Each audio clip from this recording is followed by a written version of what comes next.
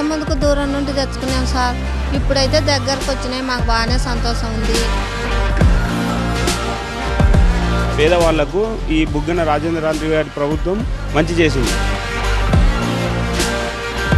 Public హ్యాపీగా ఉన్నారనుకోండి, that is what gives us they.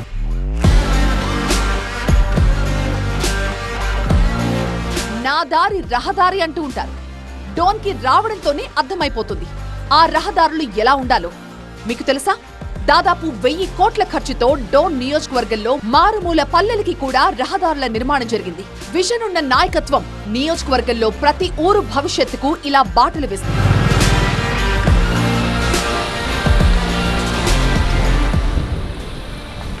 ప్రస్తుతం నేను బుగ్గానపల్లి తాండాలో ఉన్న వాటర్ ట్రీట్మెంట్ ప్లాంట్ లో ఉన్నాను. మొత్తం 8 ఎకరాల విస్తీర్ణంలో ఈ ట్రీట్మెంట్ ప్లాంట్ ని ఏర్పాటు చేశారు.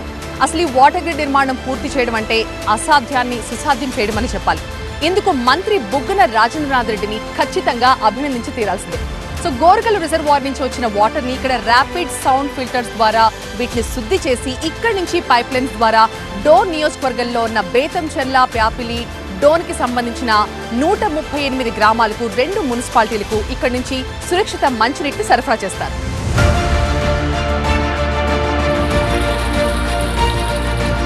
దాదాపుగా 5 ఏళ్ల ప్రాజెక్టు కేవలం 2.5 సంవత్సరంలోనే మా బేతంచెర్ల మండలానికి తీసుకొని వచ్చి మా బుగ్గన రాజేంద్రనాథ్ రెడ్డి గారు అందిస్తున్నారు.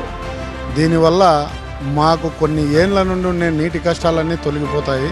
దీనికి మేము ఎప్పుడూ వారికి కృతజ్ఞై ఉంటామని మేము మనవి చేసుకుంటున్నాము.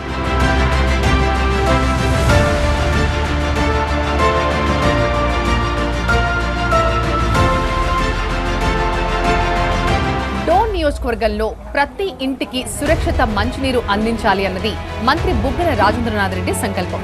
అందుకు అనుగుణంగానే ఇక్కడ పనులన్నీ కూడా చాలా వేగంగా జరుగుతున్నాయి.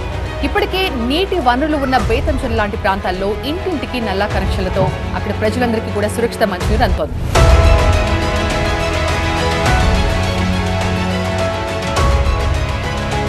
సీమ మట్టికి దాహం ఎక్కువ. గుక్కెడు నీళ్ల కోసం ఈ జనం ఎంతగా అల్లాడిపోయారో మంత్రి బుగ్గనకి తెలుసు. అందుకే తన నియోజకవర్గంలో ప్రతి పల్లెకు ఇంటింటికి సురక్షిత నీరు అందాలి అనుకున్నారు ఈ సీమ బిడ్డ. దాని ఫలితమే వాటర్ గ్రిడ్ ప్రాజెక్ట్. దాదాపు 300 కోట్లతో చేపట్టిన ఈ రక్షిత నీటి సరఫరా ప్రాజెక్ట్ ద్వారా డోన్ నియోజకవర్గంలోని ఇంటింటికి కుళాయిల ద్వారా మంచినీరు సరఫరా సాధ్యమైంది.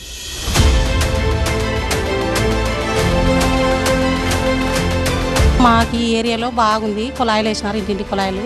ఇంతకు ముందుకు రానప్పుడు మేము అక్కడ పీకరావులకు పోయి కూడా ఎత్తుకొచ్చుకున్నాము. సార్ వచ్చినందుకు ఎంతో సంతోషంగా ఉంది. మాకు రాజారెడ్డి పుణ్యాన బాగానే నీళ్ళు వచ్చుండాయి, మంచిగా ఉంది సార్.